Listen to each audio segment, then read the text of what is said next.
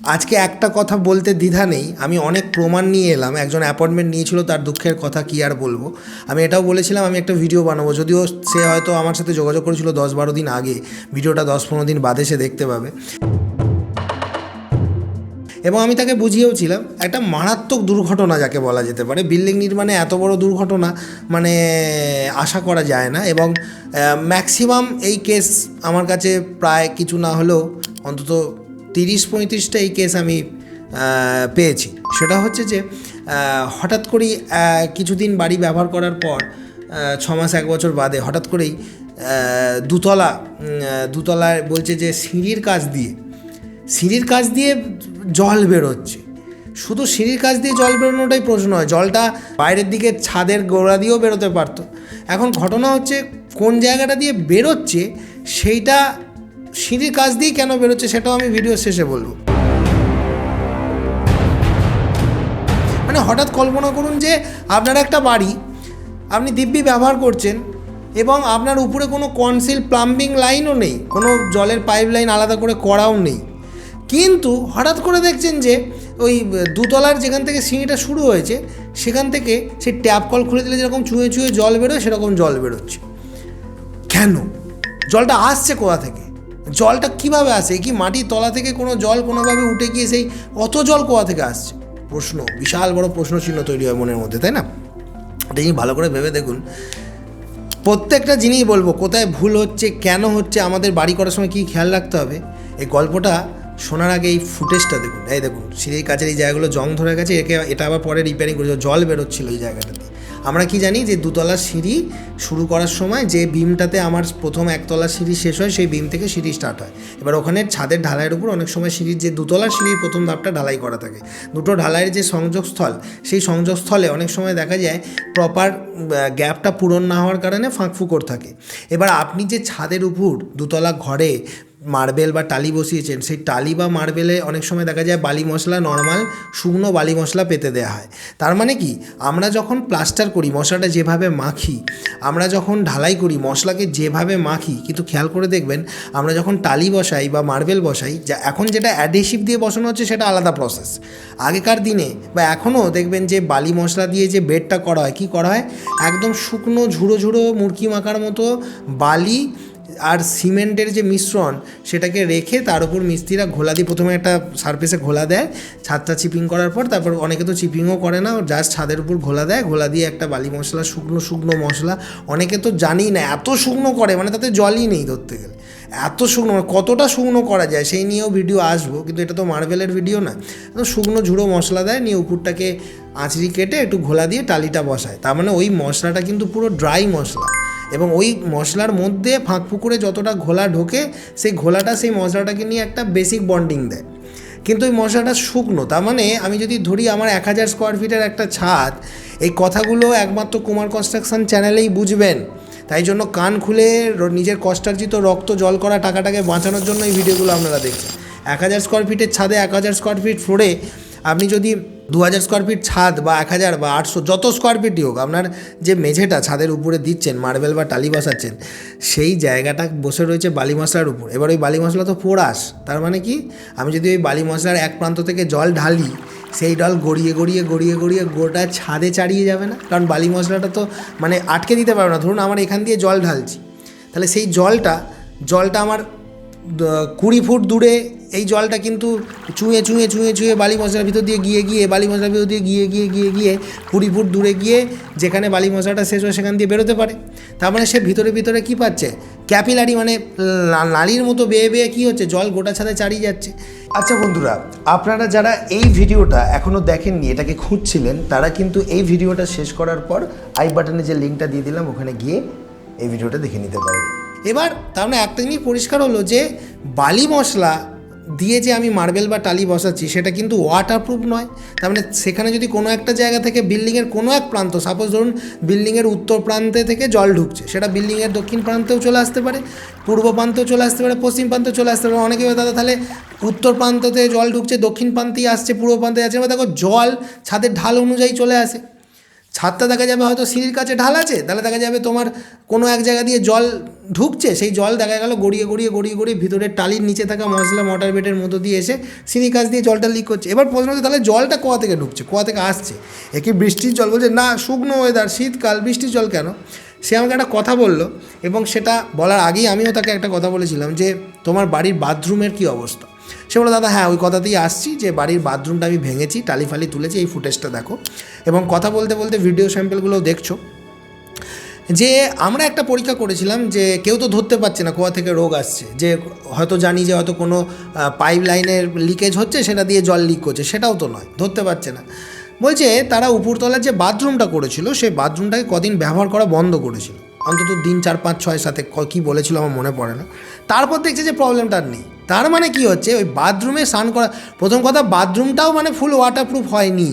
আমি যেমন এই কদিন আগে দেখাচ্ছিলাম যে ধর্মভক্ত বলে আমার একজন সাবস্ক্রাইবার, যে আমার থেকে কাস্টমার বলা চলে, কারণ সে আমার থেকে 3D 2D সব ড্রয়িং নিয়ে হলদিয়ায় একটি জায়গায় অনলাইনের মাধ্যমে, যে অনলাইন সার্ভিসের মধ্য দিয়ে যে বাড়িটা বানিয়েছিল, এবং সে আমার ভিডিও প্রচুর পরিমাণে ফলো করে, এবং সে দেখিয়েছিল একটা ফুটেজ, যেটা আমরা ভিডিওতে আপনাদেরকে দেখিয়েছিলাম, যে সে কীভাবে সুপার ল্যাটেক্সটা লাগিয়েছে আমাদের পরামর্শ অনুযায়ী। তো সেইভাবে সে বাথরুমটাকে ওয়াটারপ্রুফিং করিয়েছিল। তো এখন ঘটনা হচ্ছে, আপনারা অনেকেই সেই ওয়াটারপ্রুফিং করেন না, ছাদের উপরই আপনারা নর্মাল মার্বেল বা টালি বসিয়ে দেন, আর বাথরুমে স্নান করছেন, প্রস্রাব করছেন, নোংরা জল, ভালো জল, যে জলই হোক, বাথরুমে প্রচুর পরিমাণে জল ঢালা হয় তো প্রতিদিন স্নান করার সময়, পরিষ্কার করার সময়, এটা ওটা, তখন সেই জলগুলো চুঁয়ে চুঁয়ে দেখা যাচ্ছে মার্বেলের তলা দিয়ে লিক করে যাচ্ছে, এবং সেই লিক আশপাশ থেকে, বিশেষ করে স্কার্টিং আর মার্বেলের জাংশনে, সেখানে হোয়াইট সিমেন্ট দেন আপনারা। এখনও বলি যে হোয়াইট সিমেন্ট লাস্টিং করবে না, খুব বেশি হলে 6 মাস 1 বছরের মধ্যে খুলে যাবে। ইপক্সি অ্যাডিসিভ লাগাতে বলি, ইপক্সি গ্রাউড লাগাতে বলি।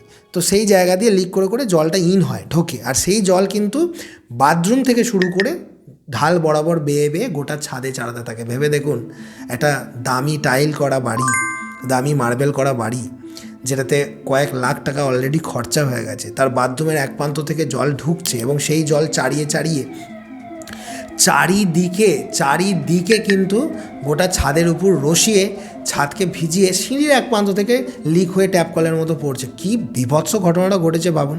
এবার এই জায়গায় রোগ ধরা গেল যে ঠিক আছে বাথরুম থেকে হচ্ছে, তাহলে বাথরুমটাকে ওয়াটারপ্রুফিং করাবো। আমি তাকে কি বললাম, তাহলে বাথরুমের টালি তো তুমি খুলেই ফেলেছো, তুমি নিচে 1/2 ইঞ্চি পাথর দিয়ে পুরো নিচেটা আবার 2-2.5 ইঞ্চি মোটা করে একটা ডিপিসি দাও, ঢালাই দাও, এবং ঢালাইটা দেওয়ার সময় ঢালাইটাকে দেয়ালের গোড়া এবং ঢালাইটার যে সংযোগস্থল, মানে ঢালাইটা যেখানে দেয়ালে মিশছে, সেই জায়গায় ঢালাইটাকে একটু হঞ্চ মতো হালকা করে দেয়ালের দিকে হেলিয়ে দাও, এবং ওই জায়গায় যখন পরবর্তীতে 2 ফুট উঁচু পর্যন্ত, মানে ঢালাইটা যেখানে শেষ হলো সেখান থেকে 2 ফুট উঁচু পর্যন্ত চারিদিকে দেয়ালটা ঠিক যেরকম এই ফুটেজটায় দেখছেন এইভাবে সুপার ল্যাটেক্সটা লাগান, তাহলে নিচেটা এবং সাইডটা ওয়াটারপ্রুফ হলো।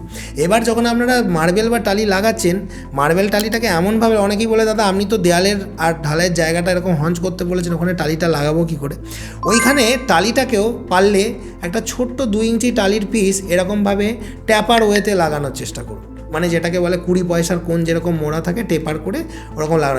এটা অনেকেই বলে হেই এরকম আমার করা যায় নাকি। যদি সেটা না পারেন, তাহলে ওই জায়গাটা যদি আপনার না পুরো ডাইরেক্ট এরকম 90 ডিগ্রি থাকে, তাহলে সেই জায়গার যে জয়েন্টগুলো দিচ্ছেন, সেই জায়গায় সব ইপক্সি গ্রাউডগুলো লাগান, কারণ ম্যাক্সিমাম জলটা কিন্তু লিক করে ওই জায়গা দিয়ে।